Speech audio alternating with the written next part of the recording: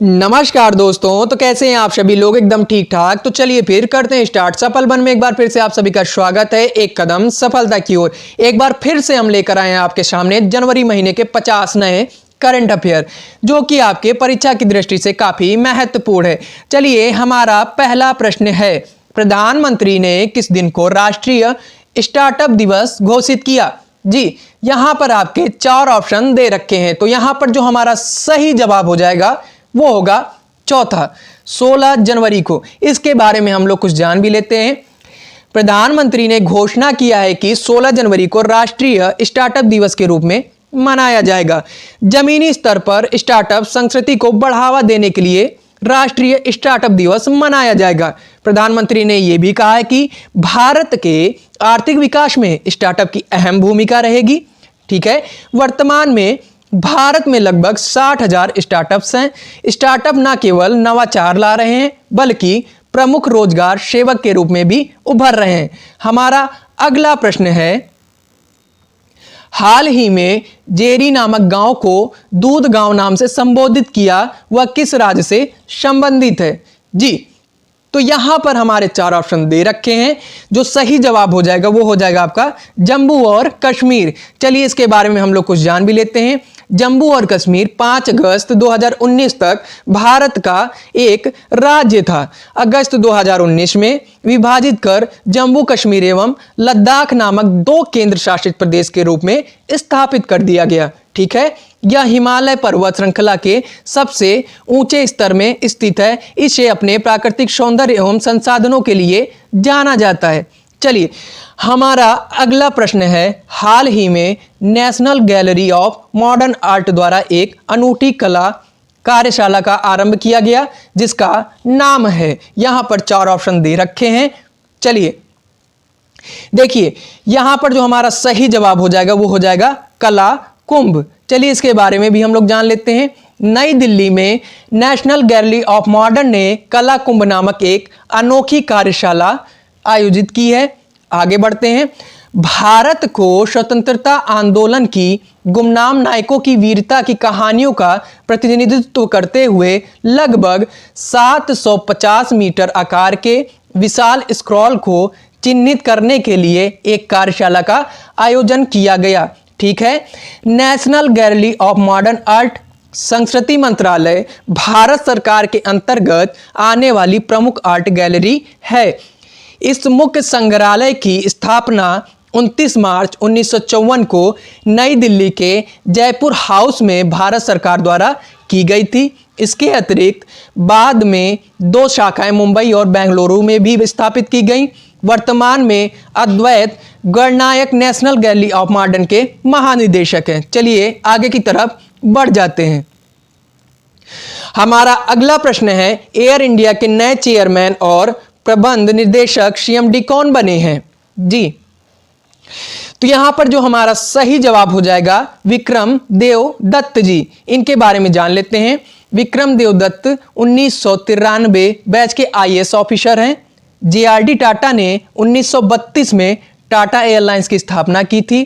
ठीक है, फिलहाल ये भारत सरकार के पास चली गई थी, लेकिन फिर से ये टाटा के पास आ गई है। चलिए इसके बारे में जानते हैं।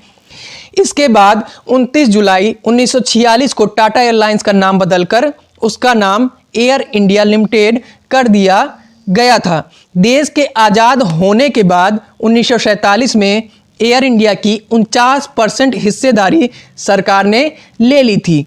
ठीक है, वर्ष 1953 में इसका राष्ट्रीयकरण हो गया। 68 साल बाद फिर से 2021 में एयर इंडिया टाटा ग्रुप के हाथों में आ गई। हमारा अगला प्रश्न है, किस राज्य के मुख्यमंत्री ने नवीन महिला राष्ट्रीय आइस हॉकी चैंपियनशिप का उद्घाटन किया? जी, तो यहां पर जो हमारा सही जवाब हो जाएगा वो हो जाएगा हिमाचल प्रदेश। चलिए इसके बारे में कुछ जान लेते हैं। नवीन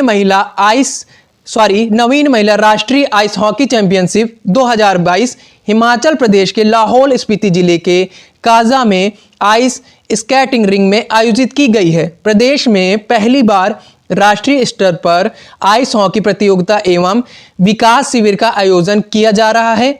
इसमें अन्य कई राज्य तेलंगाना, लद्दाख, आईटीबीपी लद्दाख, चंडीगढ़ और दिल्ली की टीमें भी शामिल है। चलिए आगे की तरफ बढ़ जाते हैं।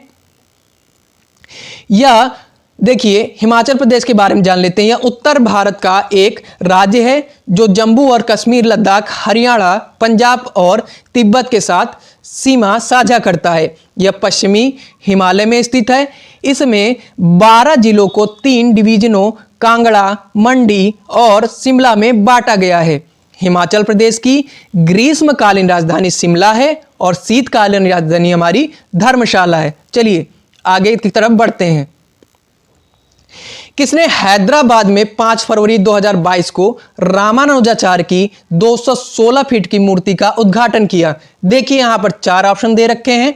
यहां पर हमारा जो सही जवाब होगा वो होगा नरेंद्र मोदी जी ने। चलिए, नरेंद्र मोदी जी रामानुजाचार्य की 1000वीं जयंती मनाने के लिए 5 फरवरी 2022 को हैदराबाद में रामानुजाचार्य की 216 फुट की मूर्ति का उद्घाटन किया। रामानुजाचार्य 11वीं सदी के संत और क्रांतिकारी समाज सुधारक भी थे। इस प्रतिमा को समानता की मूर्ति कहा जाता है। इस प्रतिमा को किसकी मूर्ति कहा जाता है? समानता की मूर्ति। देखिए याद कर लीजिएगा। आगे की तरफ बढ़ जाते हैं। गुरु पंडित बिरजू महाराज का हाल ही में निधन हो गया। उनका संबंध किस क्षेत्र से है? यह प्रश्न आपके लिए काफी इंपॉर्टेंट भी है जी। तो यहां पर जो हमारा सही जवाब हो जाएगा वो हो जाएगा कथक। भारत के प्रमुख प्रतिपादक और पद्म विभूषण पुरस्कार प्राप्त पंडित बिरजू महाराज का दिल का दौरा पड़ने से निधन हो गया 4 फरवरी 1937 को। उनका जन्म ब्रजमोहन नाथ मिश्र के रूप में कथक नर्तकियों के एक प्रसिद्ध परिवार में हुआ था। आगे बढ़ते हैं। वह लखनऊ काल का विंध्याधीन घराने के प्रतिपादक थे।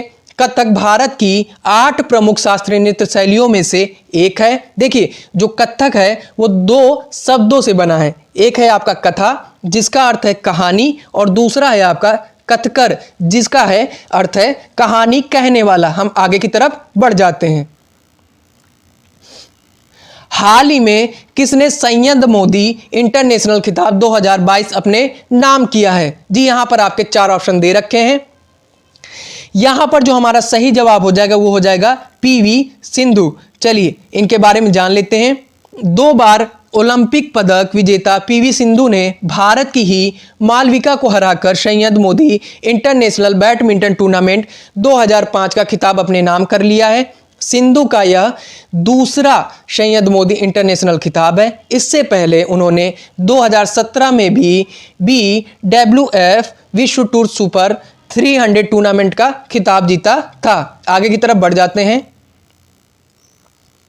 जवाहरलाल नेहरू कृषि विश्वविद्यालय ने JO05 304 नामक नई किस्म की खोज की। वह किस अनाज की उपज से संबंध रखता है?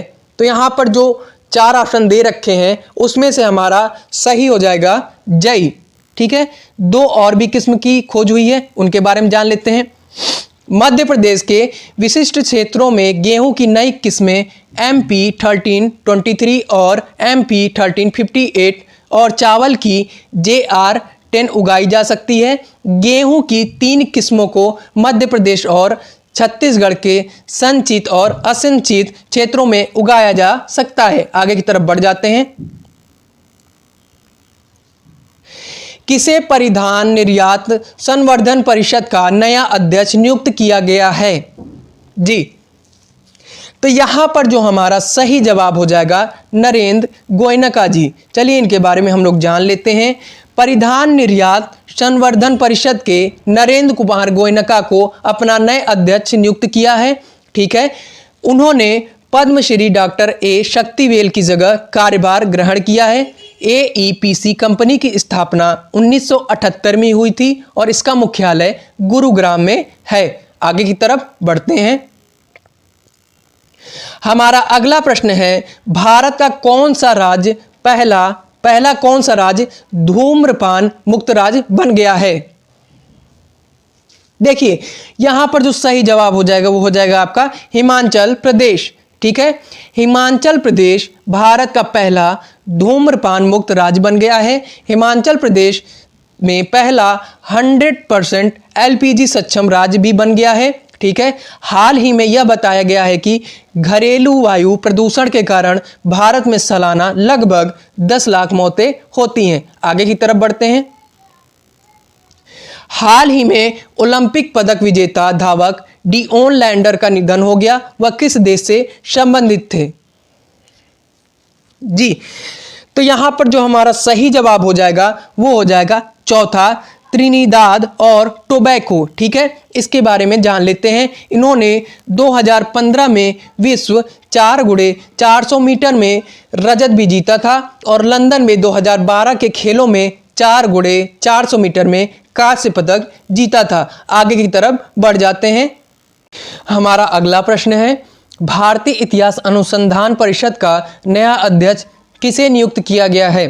जी, तो यहाँ पर जो हमारा सही जवाब हो जाएगा वो हो जाएगा रघुवेंद्र तंवर जी को। चलिए इसके बारे में बता देते हैं कि इसकी स्थापना जो है 27 मार्च 1972 में हुई थी और इसका मुख्यालय नई दिल्ली में है।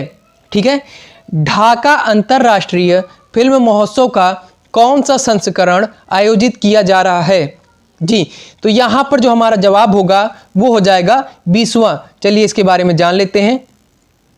ढाका अंतर्राष्ट्रीय फिल्म महोत्सव ढाका में कई स्थानों पर 15 से 23 जनवरी 2022 के बीच आयोजित किया जा रहा है। इस महोत्सव में 70 देशों की 10 श्रेणियों के तहत 225 फिल्मों का प्रदर्शन किया जाएगा।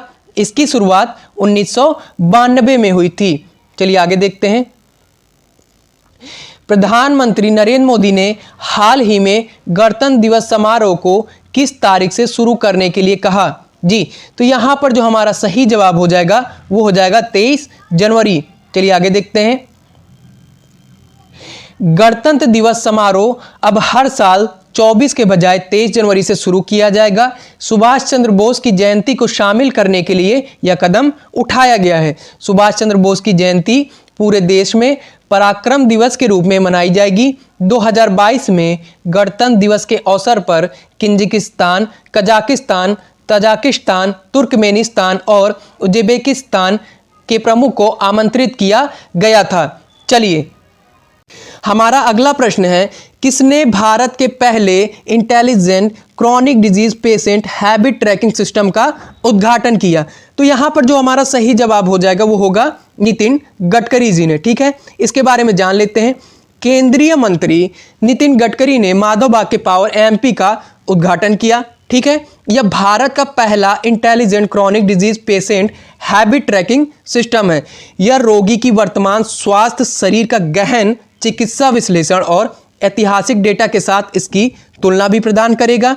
ठीक, माधवबाग एक चिकित्सा संस्थान है जो आयुर्वेद के पारंपरिक उपचार के साथ तकनीक को मिलाकर पुरानी बीमारियों का इलाज करता है। हमारा अगला प्रश्न है, राष्ट्रीय आपदा प्रतिक्रिया बल ने अपना कौन सा स्थापना दिवस मनाया?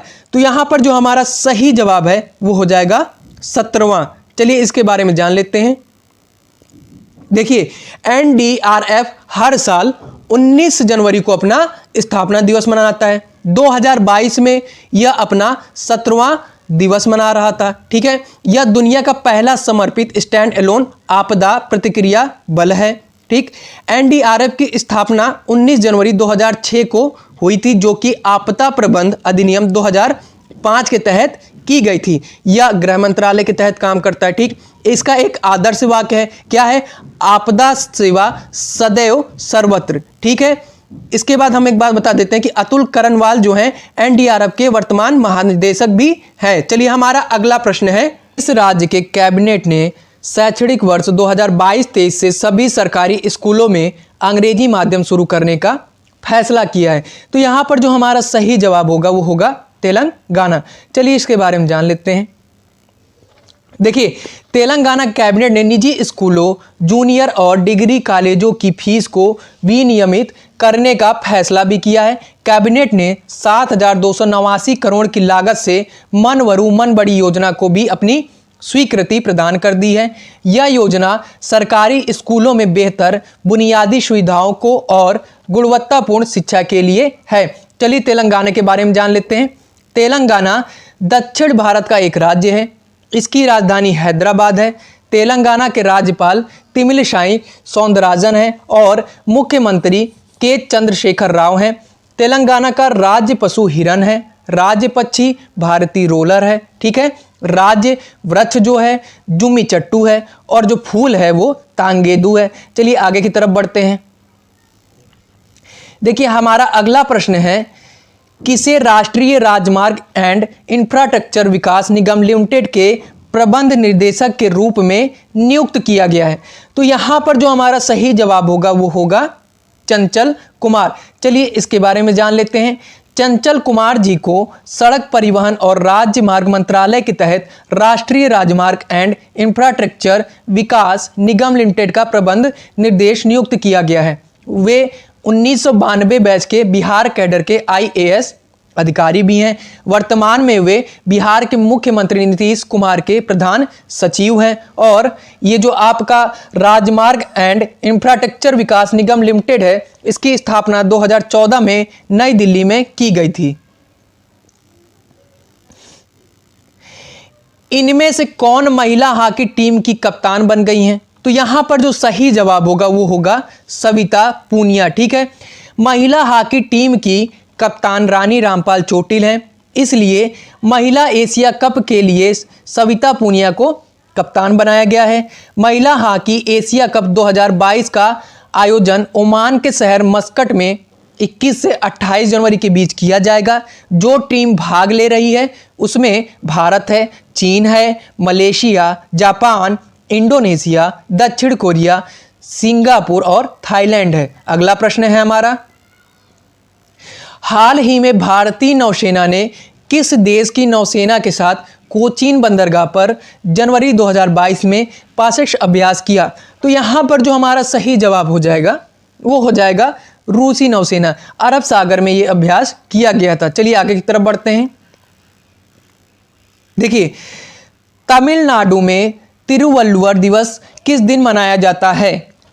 देखिए तो यहां पर जो सही जवाब हो जाएगा वो हो जाएगा 15 जनवरी को। ठीक है। इसके बारे में जान लेते हैं। 15 जनवरी 2022 को तमिलनाडु में तिरुवल्लुवर दिवस मनाया जाता है। ठीक। तिरुवल्लुवर एक प्रसिद्ध तमिल कवि और दार्शनिक थे। उनकी प्रसिद्ध रचना का नाम तिरुकुलर भी है। ठीक है। जिनमें 1330 दोहे हैं जिन्हें कुरल के नाम से जाना जाता है। हमारा अगला प्रश्न है, किस केंद्र शासित प्रदेश में भारत का सबसे ऊंचा फुटबॉल स्टेडियम बनाया गया है?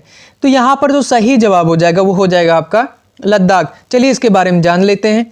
यह स्टेडियम लद्दाख के लेह में स्थित है। स्टेडियम को खेलो इंडिया स्पोर्ट्स इंफ्रास्ट्रक्चर के तहत तैयार किया गया है। इसमें करीब 25,000 लोगों की बैठने की सुविधाएं भी उपलब्ध की गई हैं। इस स्टेडियम में सिंथेटिक ट्रैक और आर्टिफिशियल घास का मैदान भी है। ठीक है। स्टेडियम जो है समुद्र तट से कम 11,000 फीट की ऊंचाई पर स्थित है। हमारा जो अगला प्रश्न है, अंतरराष्ट्रीय श्रम संगठन के द्वारा वैश्विक बेरोजगारी 2022 में कितने मिलियन तक पहुंच जाएगी? तो यहां पर जो सही जवाब हो जाएगा वो होगा 207 मिलियन। चलिए हम अगले प्रश्न की तरफ बढ़ते हैं। हाल ही में नारायण देवनाथ का निधन हो गया। वह किस क्षेत्र से संबंध रखते थे? राजनीतिक, लेखक, गायक या फिर प्रसिद्ध कार्टूनिस्ट? तो ये जो सही जवाब है हमारा प्रसिद्ध कार्टूनिस्ट से है। ठीक है। चलिए इनके बारे में जान लेते हैं। नारायण देवनाथ का हाल ही में निधन हो गया। उन्हें 2021 में पद्मश्री से सम्मानित किया गया था। उन्हें साहित्य अकादमी पुरस्कार और बंग विभूषण पुरस्कार भी मिला था। चलिए उन्हें होंडा भोंडा, बतुल द ग्रेट और नॉन्टे फोंटे की बंगाली कॉमिक स्क्रिप्ट्स के लिए जाना जाता था। चलिए आगे की तरफ बढ़ते हैं। किसने अंतरराष्ट्रीय लोक कला महोत्सव में स्वर्ण पदक जीता? तो यहां पर जो हमारा सही जवाब हो जाएगा वो हो जाएगा सुमित भाले जी। ठीक है। चलिए इनके बारे में जान लेते हैं। सुमित भाले ने दुबई में अंतरराष्ट्रीय लोक कला महोत्सव में स्वर्ण पदक जीता। वह महाराष्ट्र के युवा लावड़ी कलाकार हैं। ठीक है। उन्होंने दुबई में अंतरराष्ट्रीय लोक कला महोत्सव में पूरे महाराष्ट्र का नेतृत्व किया। एवं लावड़ी एक प्रदर्शन कला है जो नृत्य, संगीत और अभिनय का मिश्रण है। यह महाराष्ट्र की ग्रामीण संस्कृति का एक बुनियादी और आवश्यक हिस्सा भी है। प्रारंभ में यह योद्धाओं के मनोरंजन के लिए होता था। आगे की तरफ बढ़ते हैं। हमारा अगला प्रश्न है, किस देश ने WEF दावोस एजेंडा 2022 के दौरान P3 मूवमेंट का प्रस्ताव रखा? तो यहाँ पर जो हमारा सही जवाब होगा वो हो जाएगा भारत। चलिए इसके बारे में जान लेते हैं। भारतीय प्रधानमंत्री नरेंद्र मोदी ने विश्व आर्थिक फोरम दावोस एजेंडा 2022 में भारत की जलवायु परिवर्तन प्रतिबद्धताओं को रेखांकित करने के लिए P3 मूवमेंट की शुरुआत की थी। चलिए आगे की तरफ देखते हैं। हमारा अगला प्रश्न है, किस केंद्रीय मंत्रालय ने climate hazard and vulnerability Atlas of India को लॉन्च किया? तो यहाँ पर जो सही जवाब होगा वो हो जाएगा पृथ्वी विज्ञान मंत्रालय ने। इसके बारे में जान लेते हैं। इस रिपोर्ट के अनुसार पश्चिम बंगाल में सुंदरबन, ओडिशा के पड़ोसी जिले और तमिलनाडु में रामनाथपुरम और पुटकोट्टई और तंजावुर चक्रवात से प्रेरित 8.5 से 13.7 मीटर तक के उच्च तूफान की चपेट में है। चलिए आगे देखते हैं। इंडोनेशिया ने अपनी राजधानी का नाम बदलकर क्या रखने का निर्णय लिया? तो यहाँ पर जो सही जवाब हो जाएगा वो हो जाएगा सुदूर बोर्नियो। चलिए आगे की तरफ देखते हैं। हमारा अगला प्रश्न है, IIT खड़गपुर के वैज्ञानिकों ने किस बीमारी का पता लगाने के लिए एक पोर्टेबल डिवाइस को विकसित किया है? तो यहाँ पर जो हमारा सही जवाब होगा वो हो जाएगा ओरल कैंसर। इसके बारे में जान लेते हैं।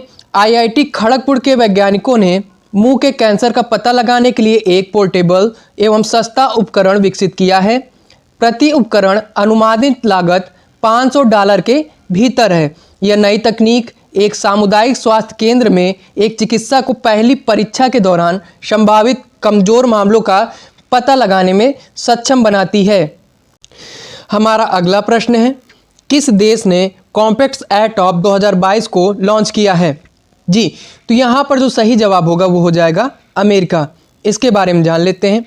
यह प्रतिभाशाली व्यक्तियों के लिए एक नए स्टार्टअप वीज़ा के साथ नए क्षेत्र खोलने का प्रस्ताव करता है। यह बिल अमेरिका में सेमीकंडक्टर उत्पादन को प्रोत्साहित करने और आपूर्ति श्रृंखला, लचीलापन और विनिर्माण में सुधार करने के लिए अनुदान भी प्रदान करता है। आगे की तरफ बढ़ते हैं। हमारा अगला प्रश्न है, कौन सा देश 2022 शीतकालीन ओलंपिक का मेजबान है? जी, तो यहाँ पर जो सही जवाब हो जाएगा वो हो जाएगा चीन। इसके बारे में जान लेते हैं।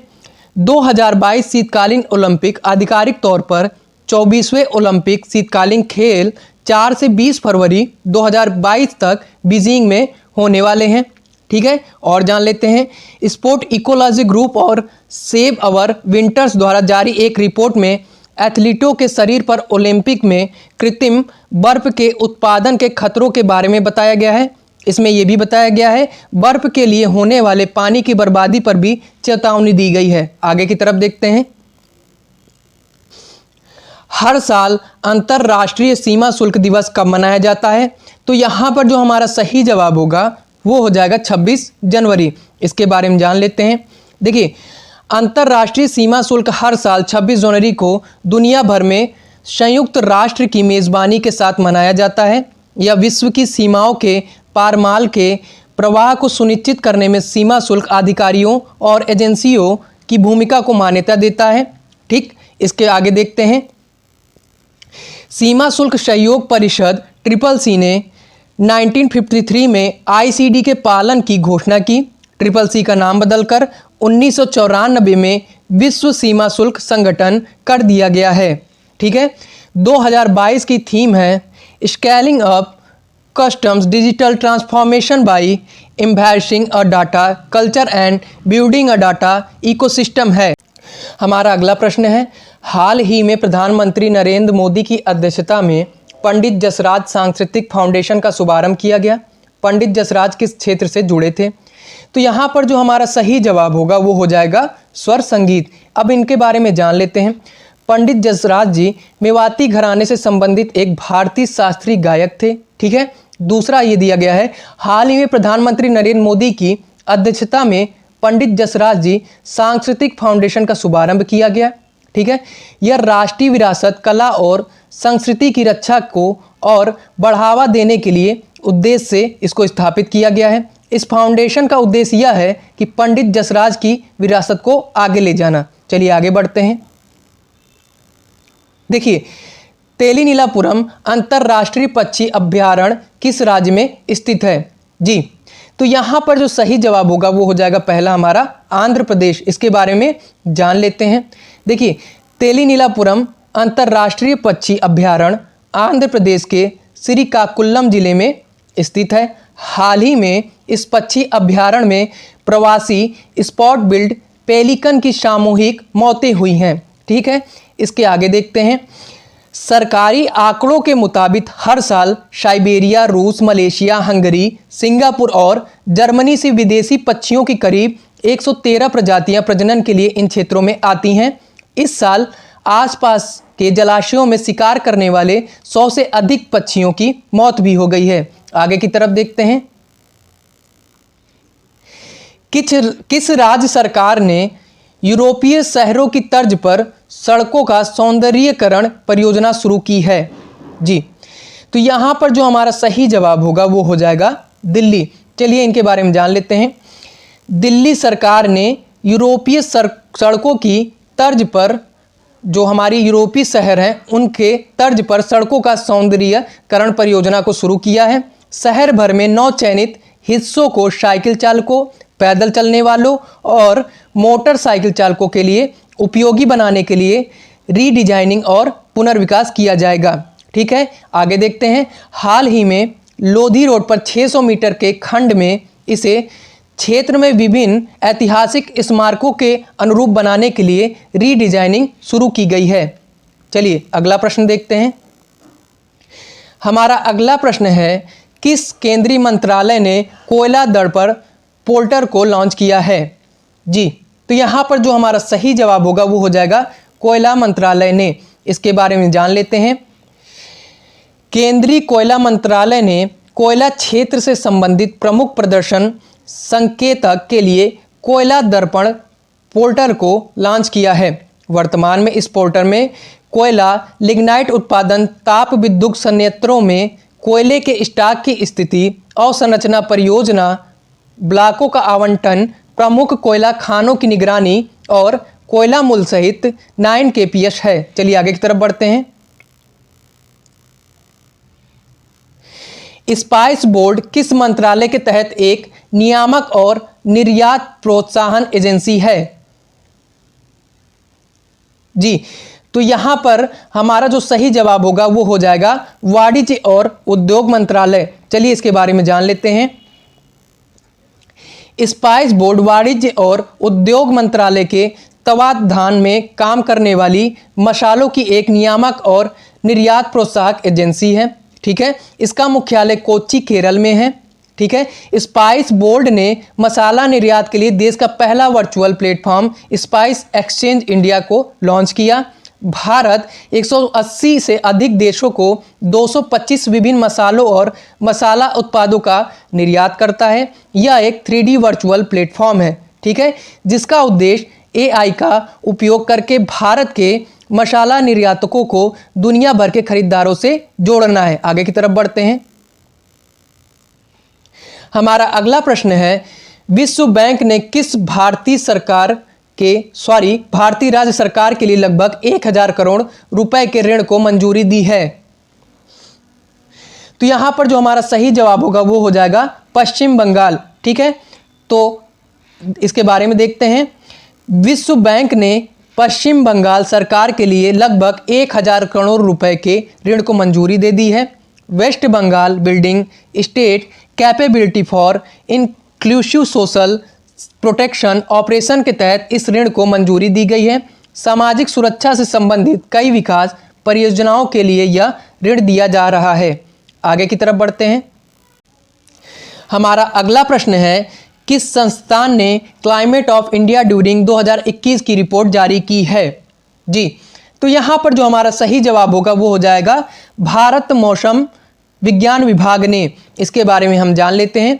इस रिपोर्ट के अनुसार 1901 में देश में राष्ट्रीय व्यापी रिकॉर्ड शुरू होने के बाद 2021 में भारत में 5वां सबसे गर्म वर्ष था। ठीक है, तो आगे देखते हैं।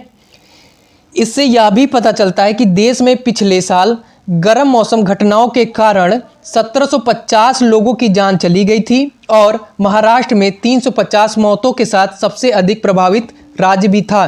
चलिए आगे की तरफ बढ़ते हैं।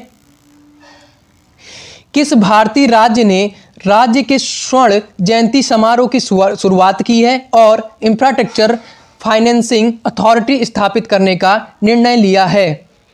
जी, तो यहाँ पर जो सही जवाब होगा वो हो जाएगा अरुणाचल प्रदेश। चलिए इसके बारे में थोड़ा जान लेते हैं।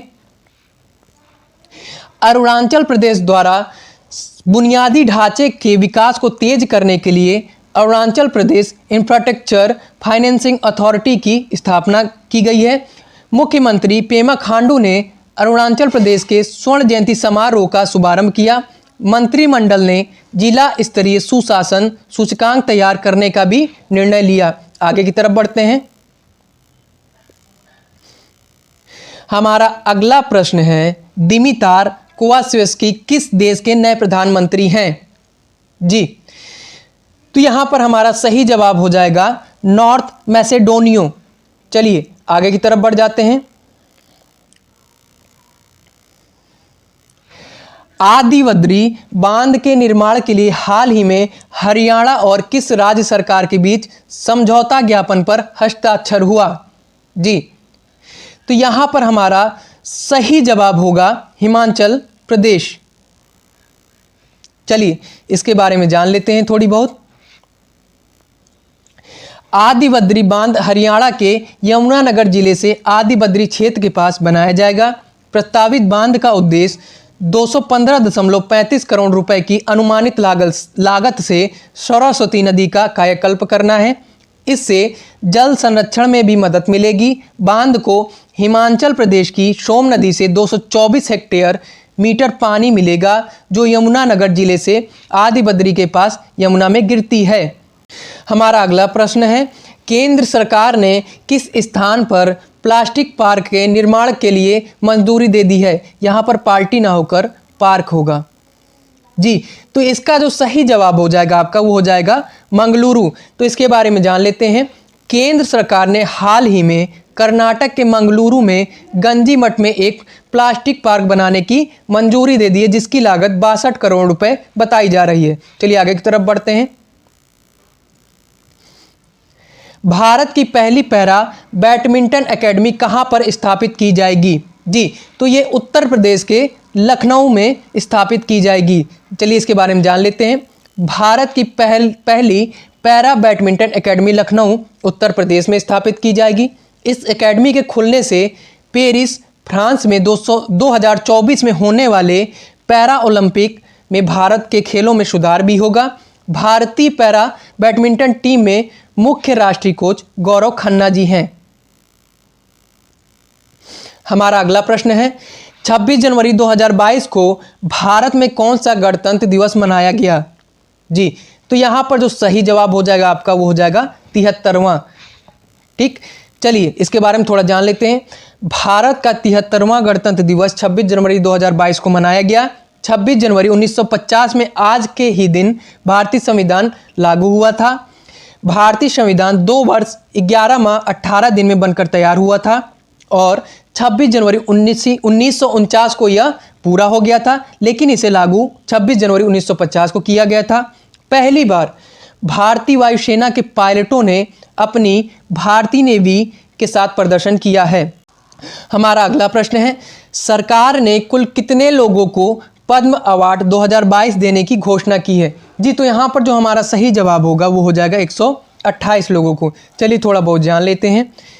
जो कुल 128 पद पुरस्कार की घोषणा की गई है उसमें से 4 पद्म विभूषण हैं, 17 पद्म भूषण हैं और 107 पद्मश्री हैं। ठीक है, 34 महिलाएं पद्म अवार्ड पाने के लिए घोषित की गई हैं और मरणोपरांत कम से कम 13 लोगों को अवार्ड दिया जाएगा। चलिए आगे की तरफ देखते हैं। कोरोना के नए वेरिएंट नियोको का पता किस देश में चला है? जी, तो यहाँ पर जो सही जवाब हो जाएगा वो हो जाएगा दक्षिण अफ्रीका। चलिए इसके बारे में जान लेते हैं। वुहान के वैज्ञानिकों का कहना है कि यह वेरिएंट दक्षिण अफ्रीका में मिला है। इससे संक्रमण और मृत्यु दर दोनों को बहुत ज़्यादा ही खतरा है। हर 3 मरीजों में एक की जान जा सकती है।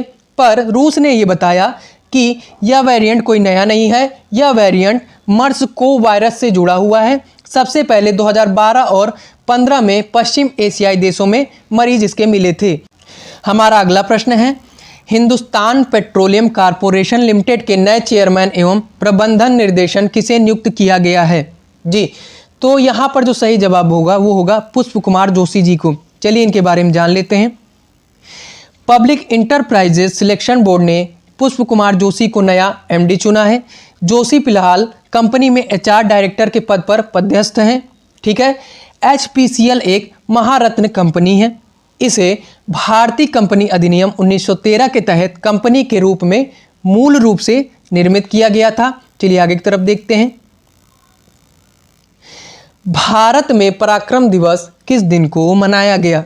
देखिए, प्रधानमंत्री ने हाल ही में घोषणा किया कि अब 26 जनवरी को 23 जनवरी से ही मनाया जाएगा। सब उसके पहले 24 जनवरी से मनाया जाता था।